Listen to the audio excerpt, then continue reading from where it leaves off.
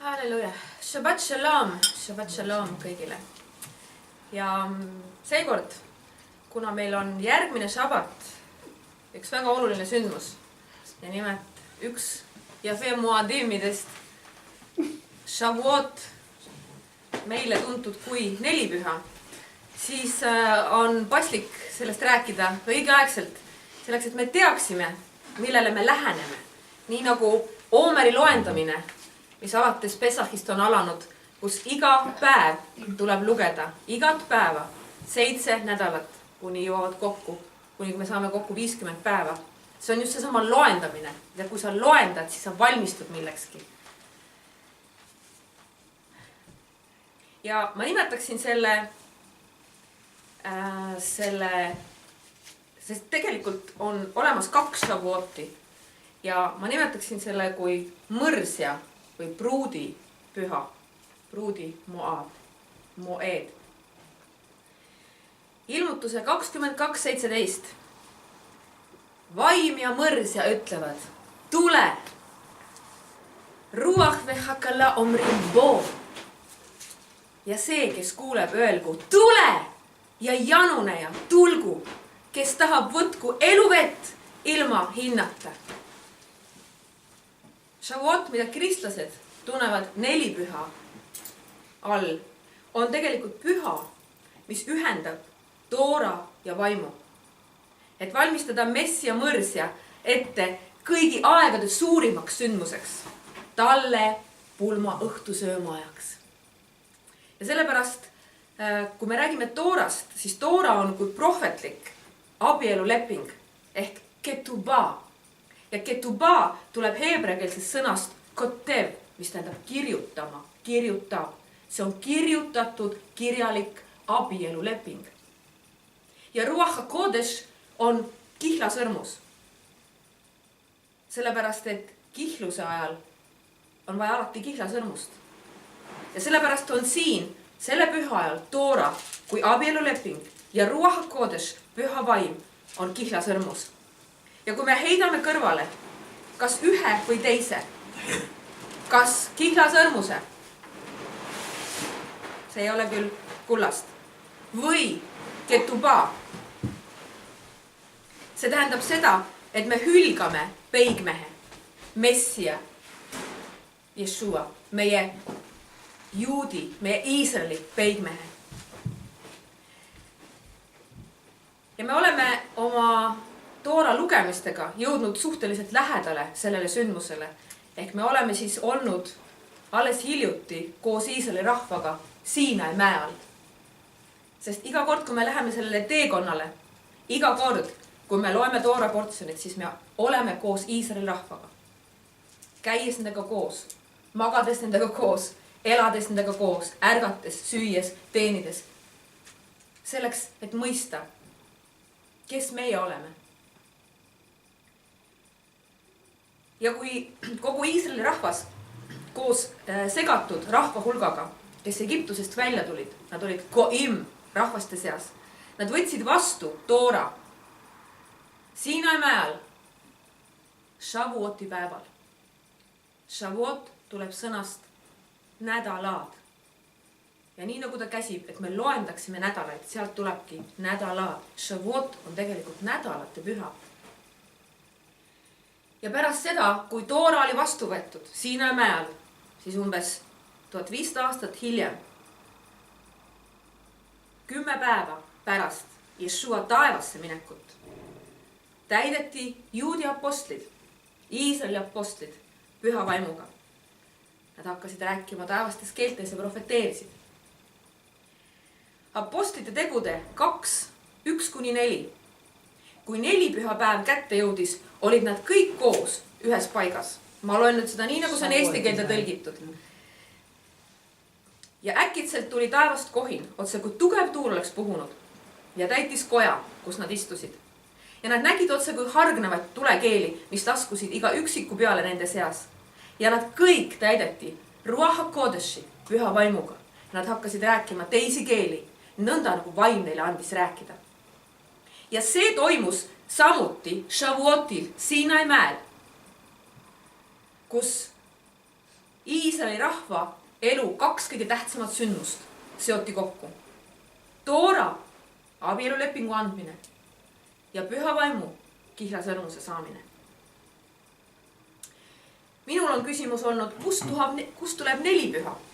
Kust tuleb eesti keelde sõna nelipüha? See on Toora kohaste Jahve seatud pühade kokkutulekute 4. püha. Aga kuna kristlik kalender ei järgi, nad järgivad ainult lihavõtteid. 4. püha on ta sellisel juhul, kui kristlik kalender järgiks seda Pessahit, Paasat, hapnemata leibade püha ja uudseviljapüha, siis sellisel oleks Shavuot 4. püha. Aga meie kiriku kalendris ei ole hapnemata leibade püha, ei ole uudseviljapüha, vaid seal on ainult nõnda nimetatud lihavõtted.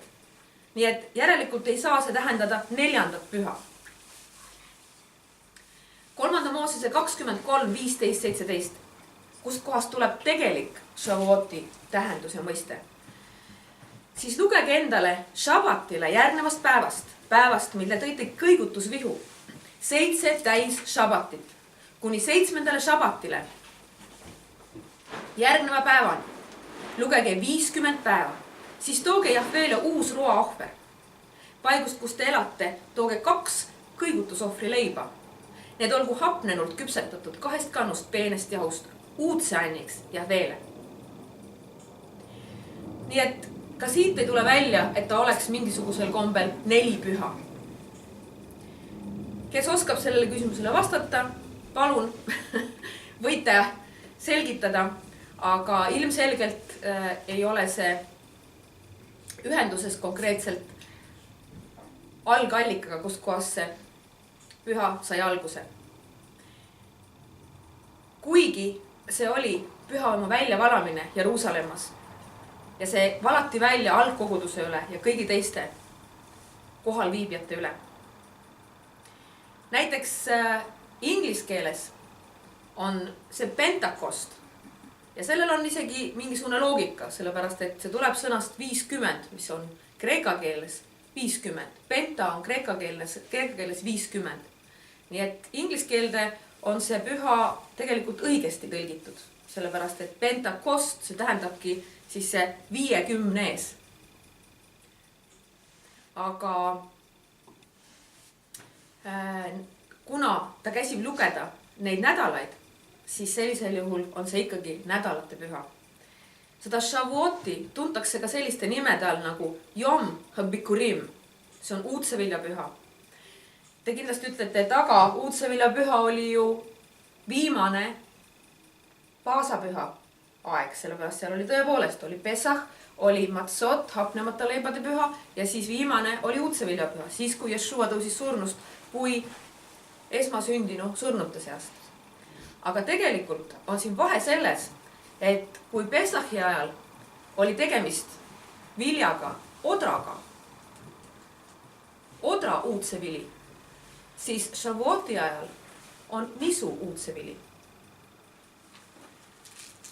Ja sellest räägib ka näiteks 4. Moosese 28-26, kui ta ütleb, et ja uudsevilja päeval see, millega lõppes Pessach või paasapüha, see oli uudsevilja püha, aga 4. Moosese 28-26 räägib uudsevilja päevast.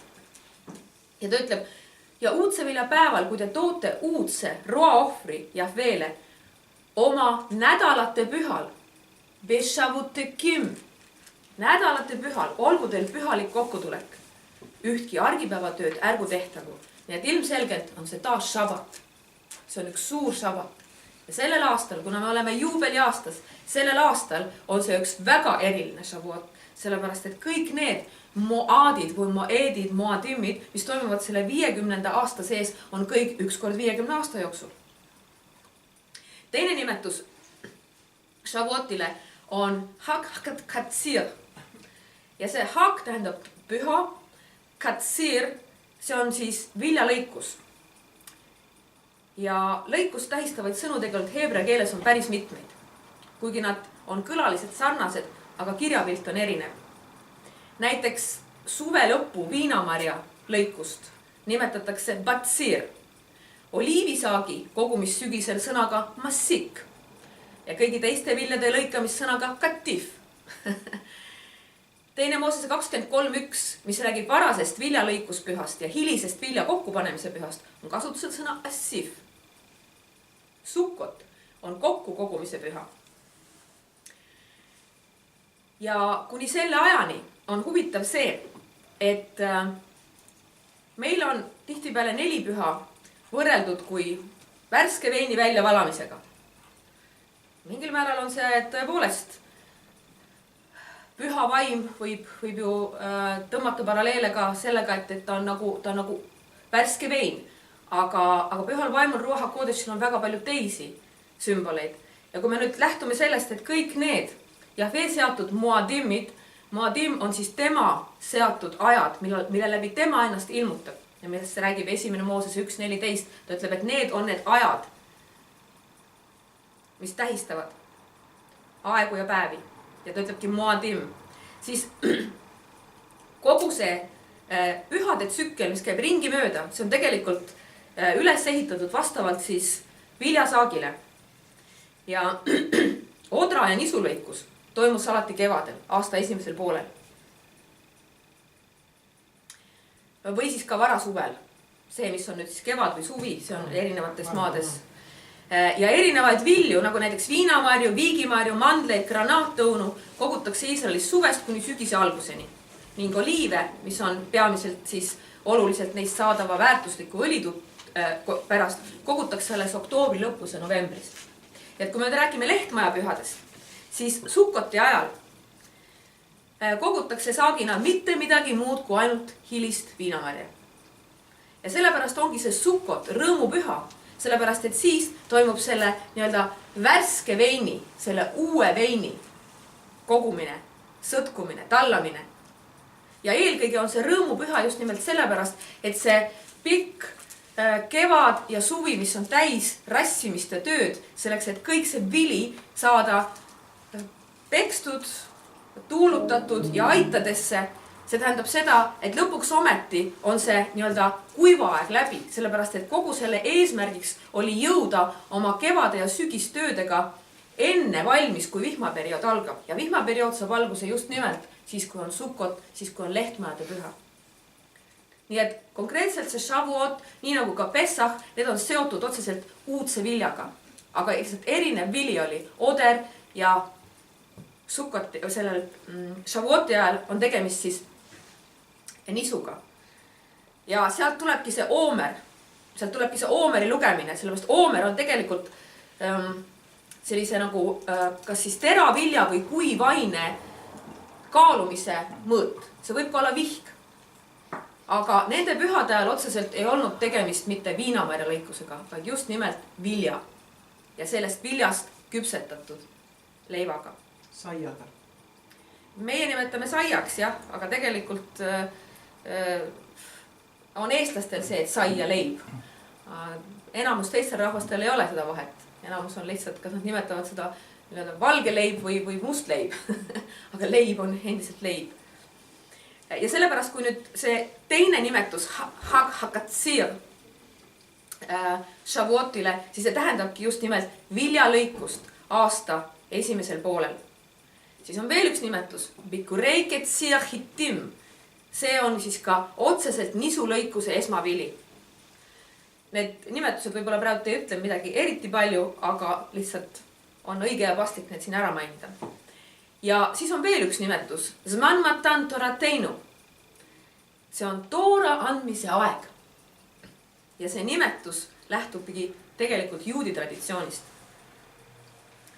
Nii et veel kord, Jahve tahtis, et me loeksime päevi. Aga kui on teada, millal on järgmine püha kokkutulek, siis milleks seda lugeda, võiks küsida. Kui ta ütleb, et 50 päeva pärast, paneme kalendrisse märgi 50 päeva pärast ja vahepeal lihtsalt tegeleme millegi muuga. Aga see on just see, millest ennem on räägitud, kui me järgime päevi ja Jahve kalendrit pidevalt, siis me oleme vaimus ette valmistunud selleks, mis on tulemas. Siis sündmused ei tule ootamatult, sest tema kalender on prohvetlik. ta kuulutab kogu aeg ette iga ringiga, taas ja taas, iga ringiga midagi, mis on sündinud ja midagi, mis on tulemas. Sellepärast kõik see, mis on sündinud, on tegelikult taevaste asjade vari.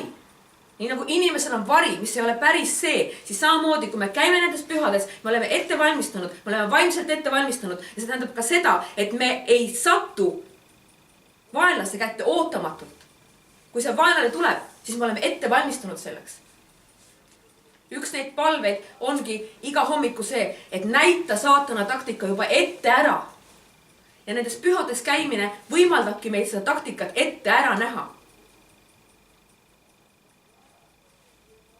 5. Moosese 16.9.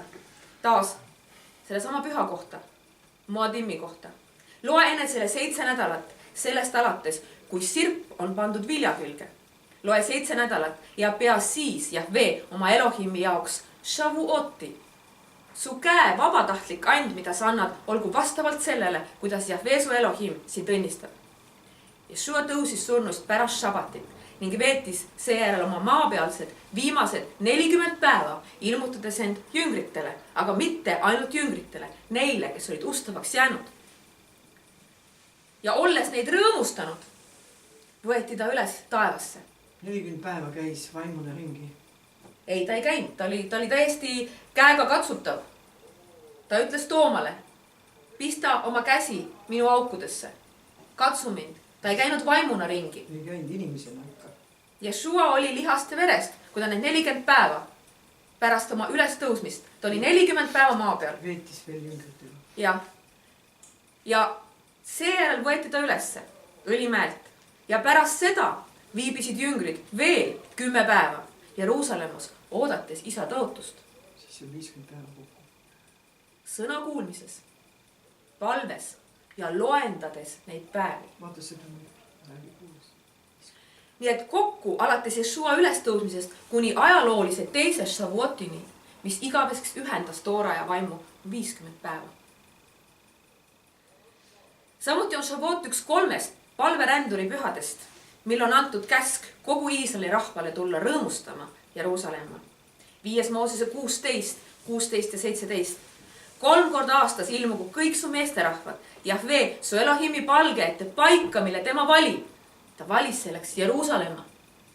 Hapnemata leibade pühal 1, nädalate pühal Shavuot 2 ja lehtmaede pühal Sukkot 3.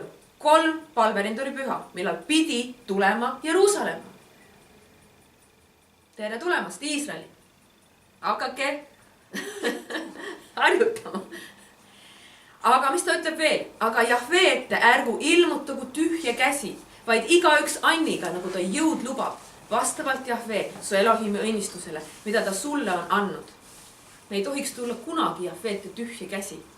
Kõik need erilised ajad, mille tema on paika pannud, on enamasti selleks, et tänada, rõõmustada, et mitte tulla tema ette tühja käsi. Milline inimene tuli iidsetel aegadel kuninga ette tühja käsi? Kõigepealt toodi ande, kõigepealt toodi kingitusse. Kuningate ette ei tuldud kunagi tühja käsi. See oli lepituseks ja tänuks. Samamoodi on tänapäeval. Me peaksime andma temale oma parima. Ta ütleb siin nõnda nagu jõud lubab, mitte üle jõu, aga nõnda nagu su jõud lubab. Ja see on sinu parim. Vaatame korraks huvi pärast veel number 50. Mitte läbi terve piibli, aga ma toon siin mingisuguseid konkreetseid näiteid, mis rõhutab selle number 50 tähendust. See tähistab vabanemist, naasmist, taastamist. Me teame juubeliaasta, 50. aasta, kus kõik võlad kustutati, vangid vabastati, maaomandid tagastati. Iga 7. aasta oli puhkeaasta. 50 on võimu sümbol. Heebrea alfabeedi 50. täht on nun. Nun. Ja see nun on niuke nagu siuke konksukene. Ta näeb välja nagu mingi idu, nagu kalamoodi. Ja ta näebki välja nagu kala. Ja heebrea keeles tähendab see täht seeme ja elu, kuningriik ja troonipärija, samuti igavikku ja järjepidevust. Tähendab seeme, elu, kuningriik troonipärija, igavikku ja järjepidevust. Jeshua ütles, mina olen tee, tõde ja elu. Mina olen nunn. Mitte nunn, kes kloostris istub ilma munkadeta, vaid täht nunn. Ja see on ka väga prohvetlik sellepärast, et kes oli Joosua? Joosua oli nunni poeg, mitte nunna, vaid nunni. Nad ütlevad nuuni. No meil on venitatud neid tähti ja Nuuni. ja kuna sellest räägib Joosua, Nuuni. teine peatükk, esimene salm, ta ütleb Joosua on nuuni poeg, aga noh, see on eesti keeles, me venitame neid, aga tegelikult seal ei ole mitte nuuni, mitte medabeer, vaid noh, medabeer, nun, medaber. Ja Joosua heebrea keeles kirjutatakse, hääldatakse praktiliselt samamoodi nagu Jeshua. Ta on Jehoshua. Lihtsalt Jeshua on aramea keelne lühend Jehoshuast. Kui sa ütled Jeshua, kui sa ütled tema nime heebrea keeles, siis ta ei ole Jeshua, vaid ta on Jehoshua. Jahshua. Jah on pääste. Ja see oli täpselt samamoodi Joosua, Jehoshua, kes oli nunni poeg. Jeshua oli elu poeg, kuna nunn on elu, järjepidevus. Ja sellepärast on 50 ka läbimurde aasta, millal elu läbi tungib. Samamoodi nimi Noah algab nunniga. Ja see tähendab trööstima. Samamoodi ka puhkust. Sellepärast see juubeli aasta, šabati aasta, see on ka üks puhkuse, vabastuse aasta. Ja Noah oli kutsutud trööstima oma rahvast. Aga samamoodi Noah tähendab ka puhkust. Veel üks sõna, mis algab nunniga, see on nishma. Ja nishma tähendab hingama, see on hingus, see on see nefesh, me oleme elav hing, me oleme nefesh, kelle sisse on puhutud Jahve olemus, 1. Moosese 2.7. Ja hing ei ole see sama, mis vaim. Aga selles kontekstis, kui Jahve ja puhus meie sisse oma loomuse, siis me saime nefeshiks, nunniga algavaks, Jeshua eluga algavaks. Ja neid number 50 on veel päris mitmeid piiblis. Näiteks 1. kuningate 1-19, see on lugu, kui Samaaria kuningas Ahasja läkitab oma 50 pealikku ja 50 meest Eeliat küsitlema, et kuningas terveks saaks. Ja tema, Ahasja, läkitas tema juurde 50 pealikku ja selle 50 meest. Ja kui see läks üles tema juurde vaata, siis istus ta mäetipus ja 50 pealik ütles temale, Jumala mees, kuningas ütleb, tule alla. Aga Eelia kostis ütles 50 pealikule, kui mina olen Jumala mees, siis tulgu taevast tuli ja põletagu sind ja su 50 meest. Ja taevast tuligi tuli ning põletas tema ja ta 50 meest. Ja see juhtus veel 2 korda.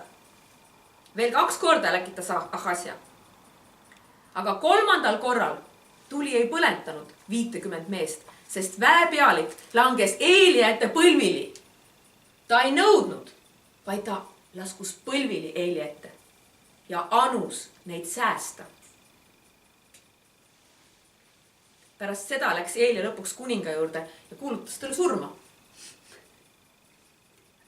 Sest kuningas oli läkitanud ebajumala teenrite juurde oma tervise kohta küsima. Kõigepealt ta käis posijate juurde ja siis alles otsustas minna Jumala mehe juurde. Nii et tavaline ring. Olgem ettevaatlikud, et kust kohast me alustame.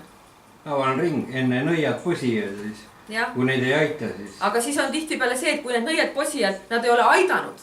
Nad on asja hullemaks teinud. Ja siis see nõnda nimetatud Jumala mees või see, kelles on Elohimi vaim, temal on väga raske midagi teha, sellepärast et ta sees on juba teise, sinu sees või ma ei ütle sind konkreetselt, aga selle inimese sees, kes on saanud endale juba teise seltskonna sinna sisse. Nii et Jahve tuli võib tulla ärkamise, aga kohtumõistmisena. 2 asja on seal. See võib õnnistada ja samas hävitada. Samamoodi nagu 3. Moosese 9-7-9 ja Moshe ütles Aaronile, astu altari juurde, valmista oma patuohver ja põletusohver ning toimeta lepitust enese ja rahva eest, nagu Jahve on käskinud. ja Aaron astus altari juurde ning tappis patuohvri vasika. ja Aaroni pojad tõid temale vere ja ta kastis sõrme verre ning määris altari sarvedele, aga ülejäänud vere ta valas altari aluse kõrvale. Veri on see, millega altar pühitsetakse. Altari alus on Jeshua jalgealune maa, kuhu Jeshua veri voolas. Ja siis me teame seda lugu, mis juhtus. Siis tegelikult see oli Aaroni ja ta poegade esimene teenistus. Ja lõpuks nad tõid võõra tule ja Jahve tuli ja surmas nad selle sama koha peal. Nii et see tuli, me ütleme, et põle tuli, püha vaimu tuli, põle. Aga tegelikult ennem kui me seda kõike palume või igatseme või nõuame, peaksime olema kindlad, kas see tuli meid hävitab või see tuli toob meile elu. Sest kõik see, mis ei sobi kokku tema ligioluga, see põleb tuhaks, see põleb maha. või tuleb vale vaim. Kutsutakse välja tegelikult. Ja ta ütlebki siin selles samas Aaroni poegade hukkumise loos 10. peatükis 3. Moosese 10. Ta ütleb, et Jahveest väljus tuli ja põletas nad, nõnda, et nad surid Jahvees. Ja ta ütleb, oma lähedaste keskel ma ilmutan oma pühadust ja kogu rahva ees ma teen nähtavaks oma au. See ei ole mitte varjus, see ei ole salajas, vaid see kõik toimub tema rahva ees. Ta ilmutab oma pühadust ja teeb nähtavaks oma au.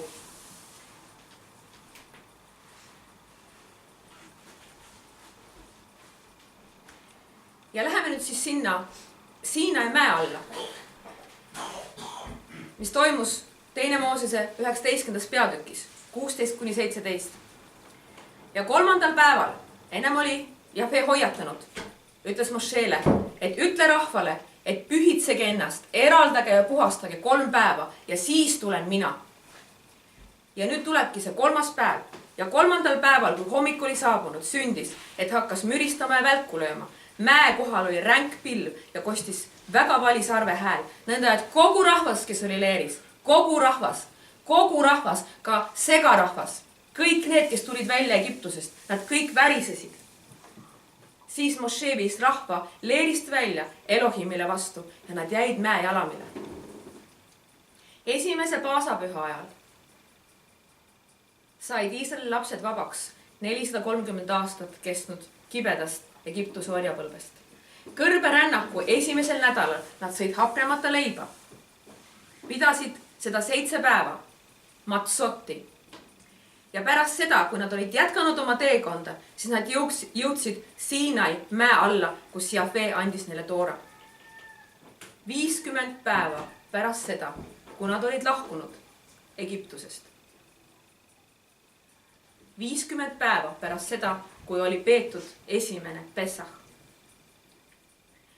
Ja see toora, kunagi keegi siin küsis eelmine kord, et mis asi see toora on? Toora on instruktsioonid ja juhised eluks pühaduses. Toora on instruktsioonid ja juhised eluks pühaduses ja õigsuses. Kellele? Igaühele, kes seda peab. Eelkõige nendele, kes on lepingus ja mitte kellegile teisele, sest toora on lepingu märk. Ja samamoodi on see abieluleping Jahve ja tema valitud rahva vahel. Iisrael ja lisaks kõik need, kes on poogitud Iisraeli külge. Ja nüüd tuleb üks uus sõna. Heebrea keeles kasutatakse abielulepingu jaoks sõna ketubah. Alguses ma mainisin. Ketubah, see tuleb sõnast kirja pandud lubadus. Ja ketubah on kohustuslik kõigis juudi abieludes kuni tänase päevani. Või israeliitide, mitte ainult juutide. Kõikide. Ketubahs on kirja pandud peigmehe, abielumehe kohustused oma naist kaitsta ja hoida ja tagada nii füüsilised kui vaimsed kui hingelised vajadused. Ja sellepärast heebrea naise õiguste kaitse on nii oluline, et ilma ketubah lõpliku allkirjastamiseta ei ole abielu kehtiv. Ja huvitav on see, et ketubale kirjutab alla mitte pruut, vaid Ketubaale kirjutab alla peigmees ja pruudi isa 2 tunnistaja juuresolekul. Ja Ketubaa loetakse ette pulmatseremoonia 2 osa vahel, kihluse ja üheks saamise ehk siis lõpliku abielu tõotuste andmise vahepeal. Ja sellel pruudil, sellel naisel peab olema võimalus seda Ketubaad igal ajal näha, kui ta seda tahab. Ja nüüd tulevad 2 heebreakeelset sõna, sellepärast et see kihluse esimene etapp, selle Ketubaa esimene etapp, selle nimi on erussin. See tähendab seda, et see abieluleping on ette loetud ja allkirjastatud peigmehe ja pruudi isa poolt. Endistel aegadel oli alati selle erussinni ja selle nii-öelda siis üheks saamise, füüsilises mõttes samamoodi, üheks saamise, seksuaalses mõttes üheks saamise vahel oli tavaliselt alati aasta. Peale kihlust läks peigmees valmistama aset, läks valmistama kambrit või koda, kuhu nad siis koos pärast elama asuvad. Tänapäeval on kahjuks need 2 ka Iisraelis ühendatud. Tihtipeale peetakse neid mõlemaid sama pulma päeva või tseremoonia jooksul, aga algselt oli see väga oluline, et vahepeal oli vähemalt 12 kuud. Ja see oli ka selleks, et läbi katsuda, et veenduda.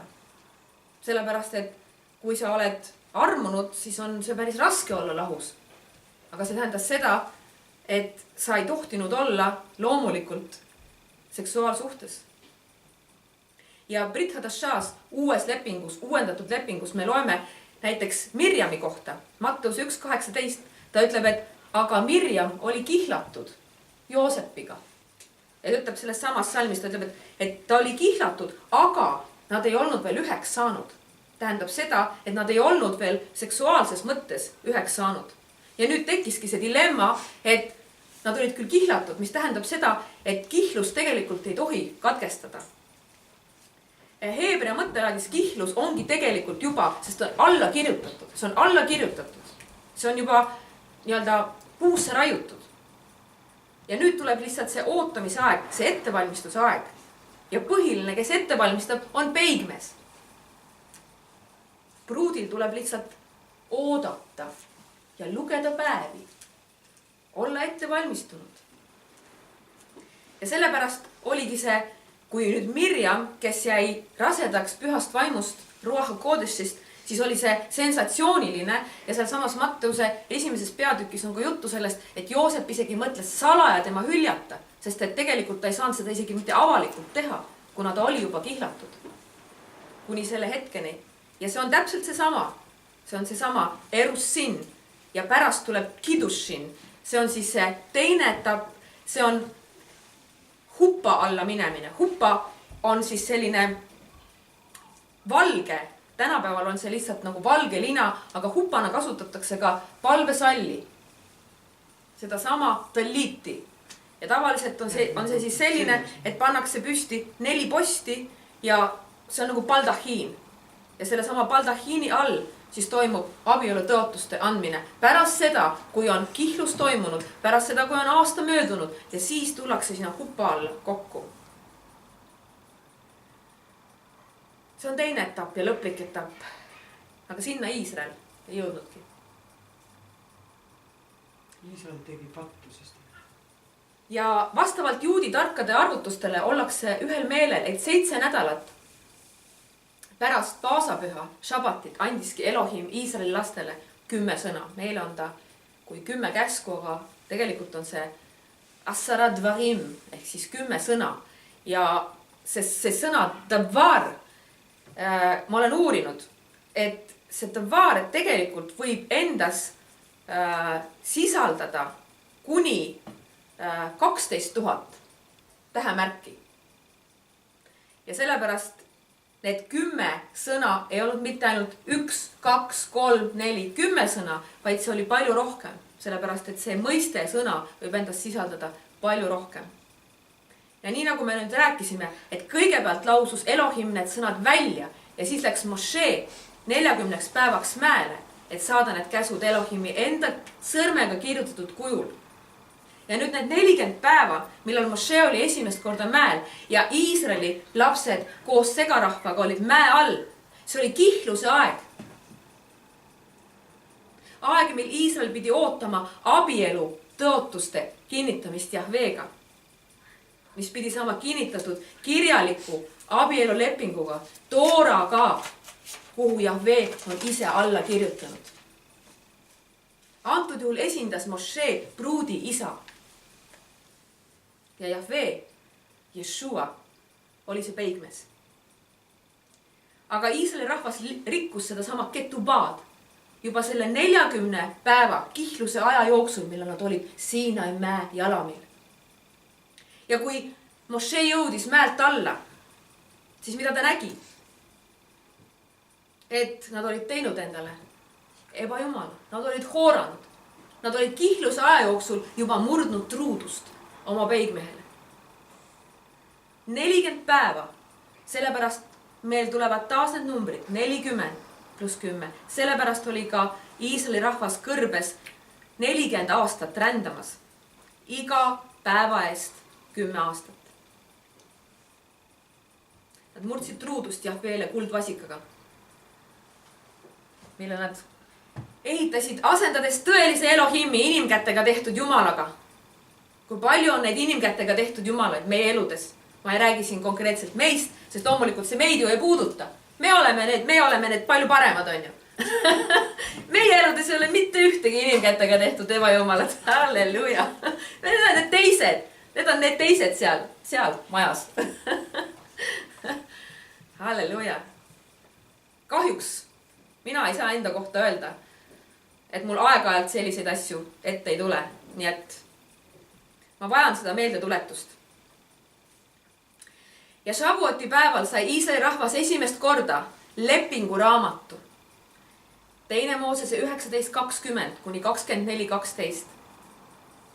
Ja teist korda, kui Jahve seda lepingut pidi kordama, sellepärast et Mošee oli selle puruks peksnud suures vihas.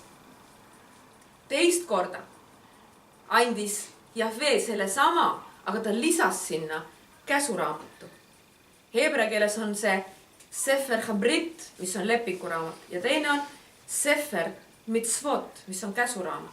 See on küll natukene teine teema, aga lihtsalt see võib-olla annab parema arusaamise, et see Toora koosneb 2 osast. Üks oli see, mis anti kuni selle hetkeni, kuni Iisraeli lapsed ei olnud veel kuldvasikat teinud. Ja teine, kui ta uuesti andis, siis ta lisas sinna tegelikult käske, mis ei olnud enam niivõrd head, mis olid mõeldud tegelikult oma võla maksmiseks või karistuseks selle sama kuldvasika tegemise eest. Aga me saame sellest rääkida teinekord. Fakt on see, et Toora andmine toimus Shavuoti ajal. Ja huvitav on ka see, et kui esimest korda anti Toora, siis oli Shavuot. Ja mis tegi Iisraeli rahvas seal? Nad tegid vasika, nad istusid maha, nad sõid ja jõid ja pidasid pidu, nii nagu Egiptuses seda tehti. Nii nagu ebajumalad seda teevad. Esimene kord, jaa. Siis kui Mošee oli 40 päeva mäel, kihluse aja jooksul, nad ehitasid kuldvasika ja pidasid pidu. Korraliku peo pidasid maha. Sõid ja jõid, istusid maha, rööma ja rõõmsad, mille üle? Et lõpuks ometi, näed, meil on siin üks ebajumal. Kas mitte see ei ole see jumal, kes tõi teid välja Egiptusest? Aga kui teist korda tuli Mošee käsulaudadega, siis oli see Jom Kipuri ajal. See kõik jääb ringi mööda. Nii et praktiliselt pooled nendest pühade ringidest toimusid siis, kui Iisraeli rahvas oli Siinai mäel. Ja mis on Jom Kipuri tunnuseks? Paast, hingede alandamine, täielik vaikus, ei pesta ennast. Mitu päeva? Üks päev. Jom Kippur on 24 tundi. Nii et vähemasti seda olid Iisraeli lapsed õppinud, et kui nad esimest korda pidasid pidu, kui anti käsuseadus, kui anti toora ja see lõppes neile väga kurvalt, siis teist korda oli täielik vaikus. Teist korda nad paastusid täiesti pöördvõrdeline sellele tegevusele, kui see, mis nad esimest korda tegid. Shavuotil on samuti palju ühist Ruti raamatuga. Ja kui me nüüd tuleme siin Shavuotil kokku, siis me loeme Ruti raamatut ja seal on hästi palju paralleele. Kogu see sündmustik, mis joonistus välja Boasi ja Ruti ja Noomi vahel, kus toimus tegelikult, mis asi? See toimus samamoodi Shavuotil, sellepärast et see oligi vilja korjamine, vilja lõikamine. Esmavilja, jaa. Ja seal on ka Ruti raamatu 3. peatükis näiteks on see, kus Naomi soovitab, et ta läheks sinna rehepeksu põrandale, kus Boas oli nende lõikajatega ja kus ta jäi ööseks ning ütleb, et mine siis ja mine selle mehe jalgade juurde, lama seal, tõmba ennast seal nende kägarasse, alandu tema jalgade ette ja palu ja vaata, mis ta siis teeb. Ja selle peale, mida tegi Boas, ta võttis oma 6 hõlma ja kattis sellega Naomi või selle Ruti. Ja siit tulebki tegelikult see huppa. Sellepärast, et selle 6 hõlma laotamine tema üle tähendaski abielu ettepanekut. Ja seda kinnitab ka prohvet Hesekiel oma 16:8. Ja see tähendabki seda, et nii nagu Jeshua puhul, sa alandud tema jalge ette ja ta laotab oma 6 hõlma, selle sama talliiti, selle sama palvesalli ja see on see abielu, et sina oled minu oma, sa kuulud minule. Ja sealt ongi tulnud see sama hupa. Edasi on sealt tulnud palvesall. Halleluja. Teine Moosese 32:1. Kui rahvas nägi, et Moshe viivitas mäelt tulekuga, siis rahvas kogunes Aaroni ümber ja ütles temale, võta kätte ja tee meile jumalaid, kes käitsid meie ees, sest me ei tea, mis on juhtunud Moshega, selle mehega, kes tõi meid Egiptusemaalt välja. Aaron nõustus. Ja tegelikult läks terve rahvas vaimses mõttes tagasi Egiptusesse. Vaimses mõttes nad naasid Egiptuse orjusesse.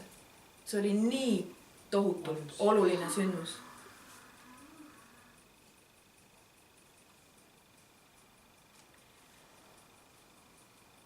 Ja kui me nüüd räägime korraks sellest, et Iisraeli ühtse riigi kuningad olid Shaul, Taavet ja Salomon.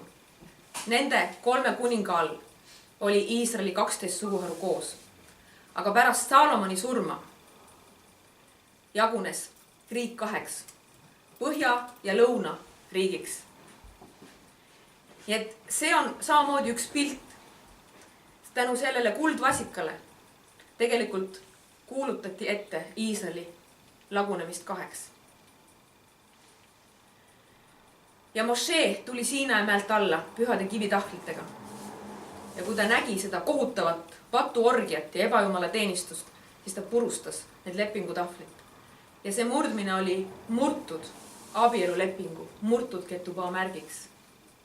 Nad ei jõudnudki kunagi sinna. Ja prohvet Jeremia tuletab meile seda sündmust meelde. Jeremia 31:31-33. Vaata, päevad tulevad, ütleb Jahve, mil ma teen Iisraeli sooga ja Juuda sooga uue lepingu. Mitte selle sarnase, mille ma tegin nende vanematega sel päeval, kui ma võtsin nad kättpidi, et viia nad välja Egiptusemaalt, selle mu lepingu nad murdsid. Kuigi ma olin neile abikaasaks. Meile on tõlgitud enese omaks võtsin, aga tegelikult ta oli neile abikaasaks. See ongi see võrdpild. Iisrael on nagu abikaasa. Iisrael on naine ja Jahve on mees. Jeshua on peigmees, Iisrael on pruut.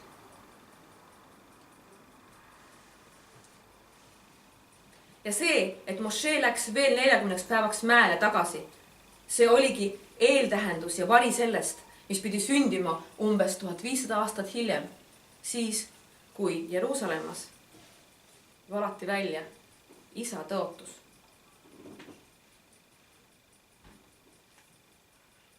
küsimus on, kas intiimsus või religioon. 2 Moosese 20, 18-20. Ja kogu rahvas kuulis, nägi müristamist, tuleleeke, sarvehäält ja mäe suitsemist. Kui rahvas seda nägi, siis ta vabises. Ja nad ütlesid Mošele, räägi sina meiega, siis me kuulame. Ainult ärgu Elohim meiega rääkigu, et me ei sureks. Aga Moše vastas rahvale, ärge kartke, sest Elohim on tulnud teid proovile panema, et teil oleks tema kartus silme ees, selleks, et te pattu ei teeks. Kõik religioossed süsteemid on rajatud teatud reeglite kogumikule, et rahustada teatud jumalust. Et ta ainult ei vihastaks, et ainult ei tuleks ja meile ora ei annaks. Ja religioon on rajatud hirmule eeldatava jumaluse eest. Aga Jahve soovis lähedust oma rahvaga. Suhet, mis on rajatud armastikule ja vastastikusele, armastusele ja usaldusele. Sellepärast Jahve kartus tegelikult sünnib. Millest? Ma mõtlen heas mõttes kartus. See hirm kuninga ees, heas mõttes. See sünnib ainult usust ja tema sõna usaldamisest, mis ei ole mitte ebausklik hirm. Ja sellepärast Jahve soovis taastada selle aias jalutamise tunnid koos Aadamaga, oma Iisraeli rahvaga, täpselt nii, nagu ta jalutas Aadamaga. Ta ütles, et õhtu videvikus nad jalutasid koos Eedeni aias. Ja see oli see, mida tuli Jahve andma, pakkuma oma Iisraeli rahvale. Oma südant ja kätt. Oma südant ja kätt. Et nad kõik oleksid pühaks preesterkonnaks. Et ei oleks vaja üldse vahepeal Leevi suguharu, kes oleks vahendajaks, kes peaks tegema eestpalveid ja kandma Iisraeli rahva süüd oma südame peal. Ta soovis vestelda oma looduga. Intiimselt. Ja sellepärast prohvet Jeremia viitab sellele lähedusele kui millegile, mis on uue lepingu, uuendatud lepingu eesmärk. Aga see on uuendatud, sellepärast et nii nagu me ütleme, uus kuu on taevas, ei tähenda see, et kuu on täiesti absoluutselt midagi muud, mida pole kunagi varem nähtud. See on lihtsalt uuendatud kuu. Täpselt samamoodi see leping ei ole midagi, mida ei ole kunagi olnud, vaid see on lihtsalt uuendatud. Jeremia 31-34. Siis üks ei õpeta enam teist ega vend venda, öeldes tunne Jahveed, sest nad kõik tunnevad meid nii hästi pisikesed kui suured, ütleb Jahve. Sest ma annan andeks nende süü ega tuleta enam meelde nende pattu. Kas me oleme selles kohas täna? Kas ei ole vaja, et vend õpetaks venda ja õde õpetaks õde? Kas me kõik tunneme Jahveed? Ei ole veel selle koha peal. Iisrael ei ole samamoodi selle koha peal. Nii et me oleme sellel teekonnal esimeses Shavuotis, kuigi teine Shavuot on toimunud, aga me ei ole kohale jõudnud, sest me ei ole veel selle koha peal. Ei tunne veel intiimselt. See on sõnakasutusel jodea ja jodea on intiimne armastussuhe. Ja dat. Täpselt nii nagu 1. Moosese 4.1 ja Aadam ja dat. Ja Aadam tundis oma naist, ta oli intiimses suhtes oma naise Eevaga ja siis Eeva sünnitas Kaini. Ei olnud mitte lihtsalt nii, et käis korra üle, tulid lapsed, järgmine kord üle ja lapsed. Sest meil on see, et Aadam sai ühte, lihtsalt sai ühte, kogu lugu. Et täpselt samamoodi nii nagu antisemitism, täpselt samamoodi on ka selle asendusteoloogiast lähtunud ka naiste vaenulikkus. Just nimelt eriti naiste suhtes selleks, et neile anda seda rolli, milleks Jahve on neid kutsunud. Mitte ainult sünnitamiseks, vaid samamoodi naiste vastu, kes on teenivad, kes on prohvetid, kes jagavad sõna. Ja see ei ole üldsegi mitte ebapiibellik.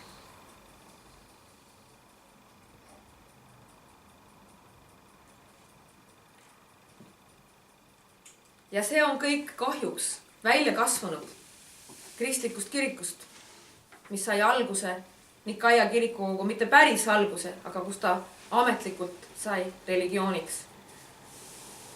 Mõningad, ma võin siin lihtsalt tsiteerida, mõningad naistevaenulikud kirikuisade, naistevaenulikud väljaütlemised. Toomas Aquinas, 2. sajand. Mis puudutab inimese loomust, siis on naine puudulik ja ebaõnnestunud, sest mehe seemne aktiivne jõud kaldub tootma täiuslikuks loodud meessoo sarnaseid järglasi. Samal ajal kui naise sünni põhjustaja on mingi aktiivses jõus olev viga või mõni materjali nõrkus või isegi mingi väline mõjutaja. Martin Luther. Jumala sõna ja tööd on üsna selged selle kohta, et naine loodi kas abikaasaks või prostituudiks. Mehel on lai ja suur rindkere, kitsad puusad ja rohkem arusaamist kui naisel, kellel on väike ja kitsas rindkere ja laiad puusad. Minu arust on tänapäeval vastupidi. Lõpuks peavad nad jääma koju, istuma vaikselt, hoidma kodu, sünnitama lapsi ja nad üles kasvatama. Naised on loodud vaid ühe eesmärgiga, teenida mehi ja olla nendele abilisteks. Kui naine kunnatusest väsib või laste sünnitamisel isegi sureb, ei tekita see mingit kahju. Sünnitagu nad lapsi kas või seejuures ise surres, selleks on nad ju loodud. Naisel on loomulik olla häbelik ja kõike karta. Sellepärast nad tegelevadki nii palju nõidumise ja ebausuga. Üks õpetab teist, nii et on võimatu isegi ütelda, millist hookust-pookust nad seal praktiseerivad. John Wesley. Naine, ole rahul oma tähtsusetu rolliga. Ja kui sa ka kunagi poleks sündinud, ei oleks see mingiks kaotuseks ei jumalale ega mehele. Häbi kuulda pole. Kes selle Wesley küll sünnitas? Mõni meeles.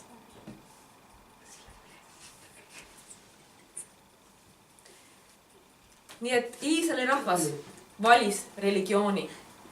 2. Moosese 24:7. Siis ta võttis lepinguraamatu ja luges rahva kuuldes. Ja nad ütlesid, kõik, mida Jahve on käskinud, me teeme ja võtame kuulda. See oli lepingu sõlmimine, kus küsitakse rahva tahet ja vastust. See oli südame ja käe pakkumine oma pruudile. Ja rahvas valis. Ta ütles, et me tahame. Veel enne, kui nad teadsid üldse, mis seal sees on. Veel enne, kui nad tingimustest kuuldagi olid. Nad juba ütlesid, me tahame. See oli see Iisrael enne kuldvasika ehitamist.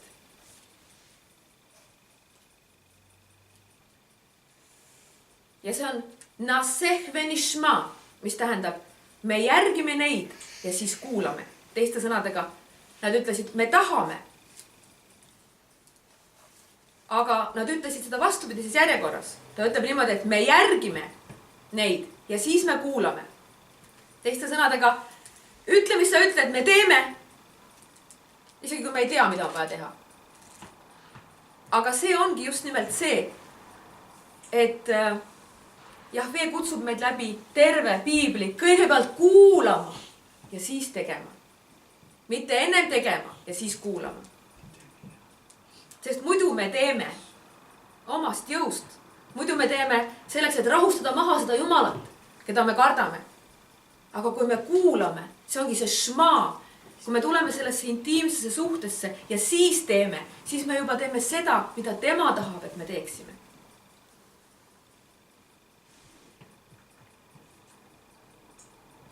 Ja kogu Toora suurim usutunnistus sisaldab kõige väelise igatsust isikliku suhte järele.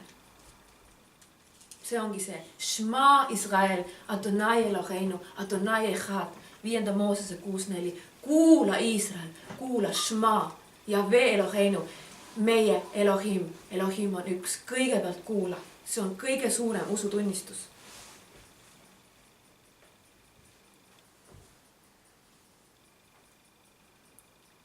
Ja ta kutsus oma rahvast esmalt kuulama ja kuulma. Ja kui nad siis annavad temale oma jagamatu tähelepanu, ta tutvustab ennast neile, et nad teda tunneksid intiimselt. Ja siis ta ütles, Ve'ahavta Jahve Elohim, Eloheinu. Ta ütleb siis Ve'ahavta tähendab ja sa saad armastama, kuula ja sa saad armastama. Pane tähele, kuidas see suhte areng väljendab Jahve Elohimi loomust. Ta pole mitte ainult looja, ega ta ei ole mitte ka imeline Elohim, vaid eelkõige on ta sinu Elohim, nagu abielu mees oma naisele. Sellepärast Iisraeli Jahve eesmärgiks ei olnud kunagi seda, et Iisrael võtaks vastu selle ketuba, sellesama abielulepingu ilma lähedase intiimse suhteta, vaid ainult läbi suhte, mis sünnib usus kuuldes ja kuulates. Iisrael valis religiooni intiimse suhte asemel. Ja sellepärast tuleb pidada veel ühte Shavuoti püha, mis suudab nad viia välja sellest religioonist ja tagasi suhtesse. Ruach HaKodesh ütleb, ta tuleb ja täidab, ta kirjutab südametele Elohimi käsud, sellesama abielu ketubaa, sellesama abielulepingu ta tuleb ja kirjutab südamete peale, mitte enam kivitahtlitele, vaid südametesse. Ja sellepärast see pruudi või mõrsja armastuse suhe ja sõnakuulelikkus sünnibki läbi teise Shavuoti, läbi selle, kui Ruach HaKodesh valatakse välja Jeruusalemmas, kui nad kõik on ühel meelel koos. Jeremia 31-33, vaid leping, mille ma teen Iisraeli sooga pärast neid päevi, ütleb Jahve, on niisugune. Ma panen nende sisse oma toora. Toorati, minu toora. Toorati, minu toora. Ja kirjutan selle neile südamesse. Siis ma olen neile Jahveeks ja nemad on mulle rahvaks. See on see, mis puudutab esimest Shavuoti. Ja teeme siin nüüd ühe pausi. Tubli.